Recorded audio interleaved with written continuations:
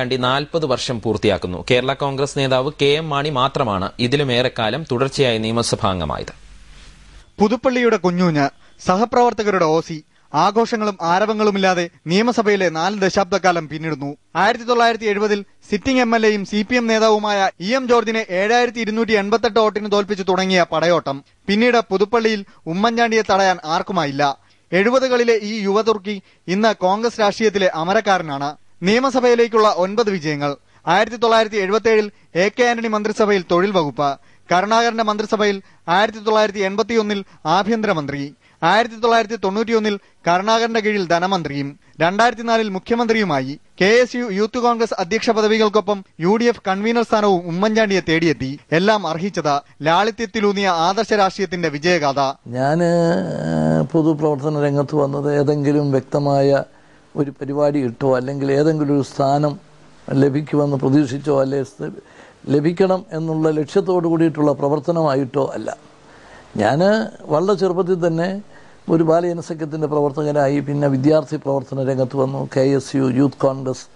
അങ്ങനെ ഞാനൊരു കാലഘട്ടത്തിൽ ഞാനിങ്ങനെ ഒഴുകി അങ്ങ് എത്തിയതാണ്. കോൺഗ്രസിലെ ഗ്രൂപ്പ് സമവാക്യങ്ങളിൽ ആന്റണിക്കൊപ്പം ഉറച്ചു നിന്നു. വിവാദങ്ങൾ പലതുണ്ടാക്കിയ കരുണാകര മന്ത്രിസഭയിൽ നിന്നുള്ള രാജി, ഒടുവിൽ 2-ാമനിൽ നിന്ന് 1-ാമനിലേക്കും. കേരളത്തിന്റെ മുഖ്യമന്ത്രി എന്ന നിലയിലും സമൂഹത്തിന്റെ മനസ്സറിഞ്ഞുള്ള പ്രവർത്തനം. വികസന സ്വപ്നങ്ങളുമായി പ്രതിപക്ഷ കസേരയിൽ. ജനഹിതത്തിനൊപ്പം ഇനിയും ഉണ്ടാകുമെന്നാണ് നിയമസഭയിലെ 40-ാം വർഷത്തിലും ഈ നേതാവ് നൽകുന്ന ഉറപ്പ്. ജനങ്ങൾ എന്നെ വെറുക്കുന്നെങ്കിൽ, പ്രവർത്തകരെന്നെ തിരസ്കരിക്കുന്നെങ്കിൽ ആ സ്ഥാനം കൊണ്ട് എനിക്ക് എന്താ പ്രയോജനം? ഞാനൊരു സ്ഥാനത്തായില്ലെങ്കിലും പ്രവർത്തകരുടെ സഹകരണവും ജനങ്ങളുടെ പിന്തുണയും ഉണ്ടെങ്കിൽ എനിക്കെന്തിന്റെ കുറവാണുള്ളത്? രമേശ് കരുണാകരൻ, അമൃത ന്യൂസ്, തിരുവനന്തപുരം. വികസന കാര്യത്തിൽ കേരളം രാഷ്ട്രീയം മറന്ന് ഒന്നിക്കണമെന്ന അഭിപ്രായക്കാരനാണ് ഉമ്മൻചാണ്ടി. നിലവിലെ രാഷ്ട്രീയ സംസ്കാരം ഇതിന് വിലങ്ങുതടിയാണ്. രാഷ്ട്രപതിയായിരിക്കെ APJ അബ്ദുൽ കലാം മുന്നോട്ടുവച്ച നിർദ്ദേശങ്ങൾ ലക്ഷ്യം കാണാത്തത് ഇതിന് ഉദാഹരണമാണെന്ന് പ്രതിപക്ഷ നേതാവ് പറയുന്നു.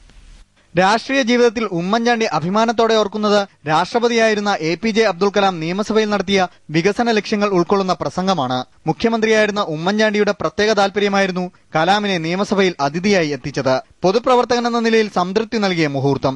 സംസ്ഥാനത്തെ സാഹചര്യങ്ങൾ വിലയിരുത്തി 10 കർമ്മപദ്ധതിയാണ് കലാം മുന്നോട്ട് വെച്ചത്. എന്റെ നിയമസഭാ ജീവിതത്തിലെ ഏറ്റവും പ്രധാനപ്പെട്ട മുഹൂർത്തം എന്ന് പറയുന്നത് രാഷ്ട്രപതിയായിരുന്ന ഡോക്ടർ APJ അബ്ദുൽ കലാം കേരള നിയമസഭയിൽ വന്ന് കേരളത്തിന്റെ വികസനത്തിന് വേണ്ടി സമർപ്പിച്ച 10 പരിപാടികൾ. അത് ഒരു വലിയ അനുഭവമായിരുന്നു. എന്നാൽ തിരിഞ്ഞു നോക്കുമ്പോൾ ഉമ്മൻചാണ്ടി നിരാശനാണ്. മലയാളിയുടെ ആളോഹരി വരുമാനം ചുരുങ്ങിയ കാലം കൊണ്ട് ഇരട്ടിയാക്കാൻ കലാം മുന്നോട്ട് വെച്ച നിർദ്ദേശങ്ങൾ ഭരണമാറ്റത്തോടെ വിസ്മരിക്കപ്പെട്ടു. അടുത്ത ഗവൺമെന്റ് അതെല്ലാം വേണ്ടെന്ന് വെച്ചു, മരവിപ്പിച്ചു. കേരള വിഷൻ 2010 അതോടുകൂടി നിഷ്പ്രഭമായി. അതിലുള്ള ദുഃഖവുമുണ്ട്. വികസന വഴിയിൽ അതിവേഗം ബഹുദൂരമുള്ള കുതിപ്പിന് സഹായകമല്ല കേരളത്തിലെ രാഷ്ട്രീയ സാഹചര്യം. ആര് ചെയ്യുന്നു എന്നതല്ല, എന്തു ചെയ്യുന്നു എന്നതാകണം നോക്കേണ്ടത്. തെരഞ്ഞെടുപ്പ് കാലം കഴിഞ്ഞാൽ രാഷ്ട്രീയം മറന്നുള്ള ഒത്തൊരുമ. വികസനത്തിൽ കേരളത്തിന്റെ കുതിപ്പിന് ഇത് അനിവാര്യമാണെന്ന് ഉമ്മൻചാണ്ടി അഭിപ്രായപ്പെടുന്നു. അധികാരത്തിൽ വരുന്നവര് ന്യൂനപക്ഷങ്ങളെ കൂടി ഉൾക്കൊള്ളാൻ തയ്യാറായിക്കൊണ്ട് എല്ലാവരെയും സഹകരിപ്പിച്ചുകൊണ്ട് കാര്യങ്ങൾ നടത്താൻ ശ്രമിക്കണം. ന്യൂനപക്ഷമായി പ്രതിപക്ഷത്തേക്ക് വരുന്നവര് ഓരോ പ്രശ്നത്തിന്റെയും നന്മയും തിന്മയും തിരിച്ചറിഞ്ഞ് ഒരു സമീപനം സ്വീകരിക്കണം. അങ്ങനെ ഒരു പ്രവർത്തന ശൈലിയാണ് കേരളത്തിന്റെ വളർച്ചയ്ക്ക് ഇന്ന് അനിവാര്യമായിട്ടുള്ളത്. 40 കിലോ തൂക്കമുള്ള കേക്ക് മുറിച്ചായിരുന്നു ആഘോഷം.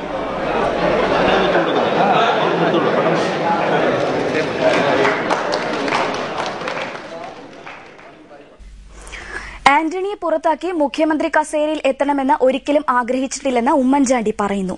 സാഹചര്യങ്ങളും മുഖ്യമന്ത്രി സ്ഥാനത്ത് തുടരില്ല എന്ന ആന്റണിയുടെ നിലപാടുമായിരുന്നു അതിന് കാരണം. ആ തീരുമാനം ആന്റണിക്ക് ഒരു തരത്തിലും ദോഷമായിരുന്നില്ലെന്നും ഉമ്മൻചാണ്ടി വിശദീകരിക്കുന്നു.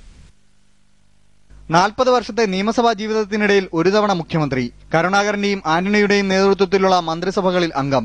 ആന്റണിയുടെ വിശ്വസ്തനായിരുന്നുവെങ്കിൽ കരുണാകരന്റെ മന്ത്രിസഭയിലെ വിമത ശബ്ദമായിരുന്നു ഉമ്മൻചാണ്ടി. പക്ഷേ മുഖ്യമന്ത്രി കസേരയിൽ ഉമ്മൻചാണ്ടി എത്തിയത് ആന്റണിയുടെ പകരക്കാരനായും. 2004-ലെ ലോക്സഭാ തെരഞ്ഞെടുപ്പിൽ പാർട്ടിക്കേറ്റ തിരിച്ചടിയായിരുന്നു മുഖ്യമന്ത്രി സ്ഥാനത്ത് നിന്നുള്ള ആന്റണിയുടെ രാജിയിലേക്ക് നയിച്ചത്. ആ ഘട്ടത്തിലും ആന്റണിക്കൊപ്പമായിരുന്നു ഉമ്മൻചാണ്ടി. ഒരിക്കലും ആന്റണിയുടെ വീഴ്ച താൻ ആഗ്രഹിച്ചിട്ടില്ലെന്ന് ഉമ്മൻചാണ്ടി വിശദീകരിക്കുന്നു. ആന്റണിയുടെ ഒരു തളർച്ചയായിട്ട് ആരും തന്നെ കണ്ടിട്ടില്ല. ആന്റണിക്കത് ഒരിക്കലും ആ ഒരു മാറ്റം ഒരു വിധത്തിലും ദോഷകരമായിട്ടും സംഭവിച്ചിട്ടില്ല. പക്ഷേ കരുണാകരന്റെ പ്രവർത്തനങ്ങളോട് വിയോജിപ്പുണ്ടായിരുന്നു. അതുതന്നെയാണ് 1994 ധനമന്ത്രി സ്ഥാനത്ത് നിന്നുള്ള രാജിയിലും കലാശിച്ചത്. പക്ഷേ കരുണാകരൻ എന്ന വ്യക്തിയോട് തികഞ്ഞ ആദരവ് മാത്രമാണുള്ളതെന്നും ഉമ്മൻചാണ്ടി പറയുന്നു. നിയമസഭയിലേക്ക് ആദ്യമായി കടന്നു വന്ന ചെറുപ്പക്കാരായ പുതിയ MLA-മാരെന്ന നിലയിൽ ഞങ്ങൾക്ക് എല്ലാ വിധത്തിലുള്ള സഹായവും ഉപദേശവും നേതൃത്വമൊക്കെ തന്നിട്ടുള്ള നേതാവാണ് ശ്രീ കെ കരുണാകരൻ. അദ്ദേഹത്തെ എനിക്ക് വളരെ അദ്ദേഹത്തോട് സ്നേഹവും ബഹുമാനവും ആദരവും ഉണ്ട്. പിന്നെ പ്രവർത്തന രംഗത്ത് അദ്ദേഹം മുഖ്യമന്ത്രിയായിരുന്ന സമയത്ത് ചില അഭിപ്രായ വ്യത്യാസങ്ങൾ അദ്ദേഹത്തിൻ്റെ പ്രവർത്തനങ്ങളോടുള്ള അത് പാർട്ടിക്ക് ഗുണം ചെയ്യില്ല എന്ന് പൂർണ്ണമായും വിശ്വസിക്കുന്ന ഒരു സാഹചര്യത്തിൽ ചില കാര്യങ്ങളോട് പരസ്യമായിട്ടുള്ള എതിർപ്പ് പ്രകടിപ്പിക്കേണ്ടി വന്നിട്ടുണ്ട്. രമേശ് കരുണാകരൻ, അമൃത ന്യൂസ്, തിരുവനന്തപുരം.